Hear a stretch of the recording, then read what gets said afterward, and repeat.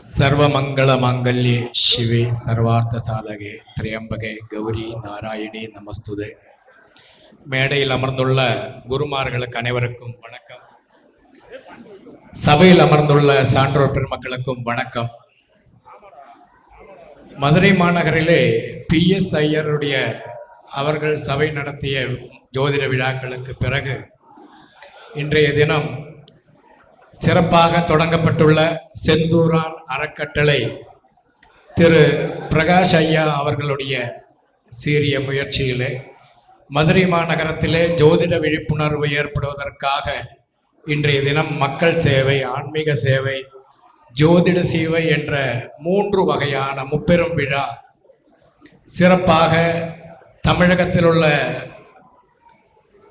மிக பெரும் சான்றோர் பெருமக்களை எல்லாம் அழைத்து கௌரவப்படுத்தி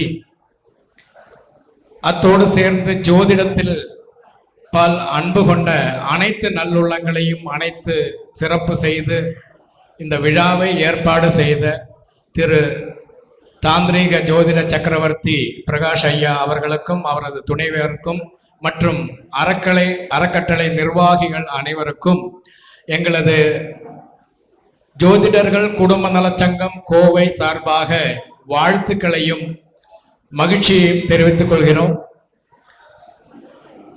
மேலும் புதனுடைய காரகங்கள் தட்டி தவழக்கூடிய சான்றோர் பெருமக்களுடைய சிறப்புரை எல்லாம் வழங்க இருப்பதால் நான் ஒரு சில ஜோதிடத்திலோ வாஸ்துவிலோ ஏதேனும் ஒரு சிறிய 2 விஷயங்களை மட்டும் உங்களுடன் பகிர்ந்து கொண்டு எனது சிற்றுரையை நான் துவங்குகிறேன்.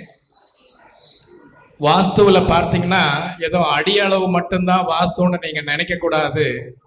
மறைப்பொருளாக இருக்கக்கூடிய காந்த ஆற்றல் மனித மூளையோடு தொடர்பு கொள்கிறது. இந்த ஆற்றல் சக்தி சீரான அமைப்பிலே நாம் நிர்மாணம் செய்யக்கூடிய அல்லது நாம் வசிக்கக்கூடிய இருப்பிடங்களிலே சிறப்பான அமைப்பில் உள்வாங்கி வெளியேறக்கூடிய பகுதிகளை அமைப்பதுதான் வாஸ்து. நாம் மூளையிலே ஒரு வகையான மின்காந்த ஆற்றல்கள் ஓடிக்கொண்டிருக்கிறது. இது அதிகமான காக்காவளிப்பு வரும், குறைஞ்சா பிரெயின் டெத் ஆகும். இந்த மூளையினுடைய செயல்பாடுகள் சிறப்பாக இருக்கணும்னா ஒரு உயிரினுடைய உறவிடத்தினுடைய அமைப்பாக இருக்கக்கூடிய இந்த மறைப்பொருளாக இந்த பிரபஞ்ச சக்தியில் இயங்கிக் கொண்டிருக்கக்கூடிய காஸ்மிக் எனர்ஜி என்று சொல்லக்கூடிய அமைப்பு சீரான அமைப்பிலே இருக்கும் இடத்தில் நாம் வசிப்போமானால் நம்மளது மூளையினுடைய செயல்பாடுகள் சிறப்பாக இருக்கும். அந்த மூளையினுடைய செயல்பாடுகள் சிறப்பாக இருந்தால் சிந்தனைகள் சிறப்பாக இருக்கும், நம்மளுடைய உடல் இயக்கங்கள் சிறப்பாக இருக்கும் என்பதுதான் வாஸ்துனுடைய அடிப்படையான விஷயங்கள். இதில் 360 பாகையில் ஐயாவே சில விஷயங்களை சொன்னார். நீங்கள் வாஸ்துவனுடைய அடிப்படையாக நாம் எப்போ ஆரம்பித்தாலும் தென்மேற்கு பகுதியை நாம் கட்டுமானம் செய்யக்கூடிய இடத்துல பித்தேகிராசி தீரத்தின் அடிப்படையில் 360 பாகைக்கு சதுரித்த பிறகு அடுத்தபடியாக பார்க்கக்கூடிய அமைப்பு திசை மானியில் வரக்கூடிய 90 பாகை. இது 4 பகுதிகளுக்கு 90 பகுதியாக பிரித்து கொடுத்துருப்பாங்க.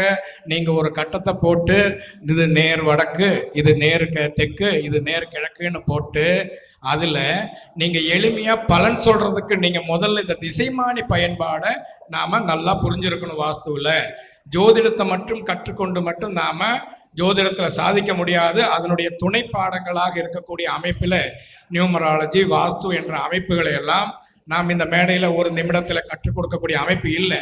இருந்த போதிலும் இந்த 360 பாகை என்ற அமைப்பில் நாம் ஒரு வாய்ப்பாடை ஏற்படுத்தி இருக்கிறோம்.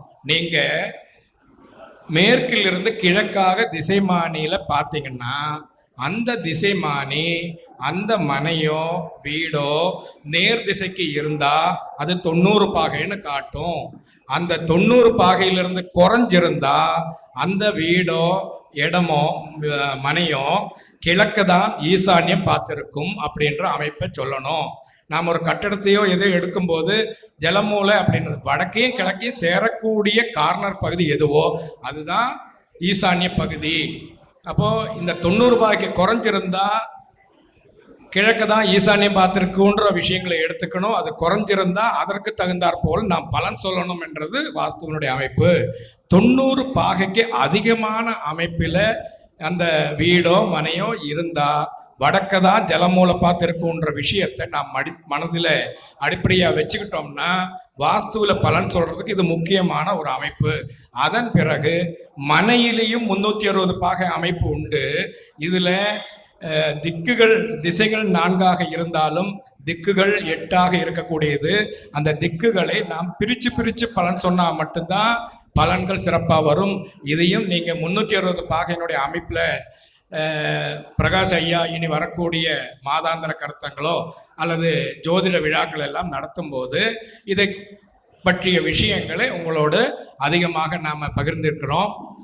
மேலும் சில ஜோதிட குருமார்களுடைய சிறப்புரையாற்ற வேண்டிய காரணத்தினால என்னுடைய சிற்றுரையை இந்த பிலோ 90 எபோ 90 90 பாகைக்கு குறைந்திருந்தால் 90 பாகைக்கு மிகையாக இருந்தால் இந்த ஒரு சிறிய விஷயத்தை மட்டும் வாஸ்துவில் நீங்கள் உள்வாங்கிக்கோங்க.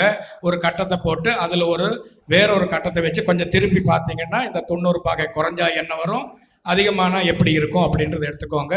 இதில் ஒரு மனை எந்த டிகிரி வரையிலும் நீங்கள் கட்டுமானத்துக்கு எடுத்துக்கலாம்னு பரிந்துரைக்கலாம்னா 30 பாகை வரையில் எடுத்துக்கலாம்.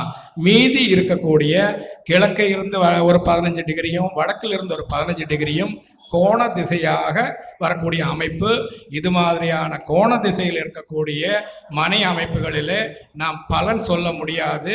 காற்றடிக்கிற திசையை நோக்கி ஓடிட்டு இருக்கக்கூடிய ஓடம் போல தான் அந்த வீட்டில் அந்த மனைகளிலையும் வீட்டிலையும் வசிக்கக்கூடியவங்களுடைய வாழ்க்கை தரம் இருக்கும் என்பதை சொல்லி இத்தோடு என்னுடைய சிற்றுரையை முடித்துக் கொள்கிறேன்.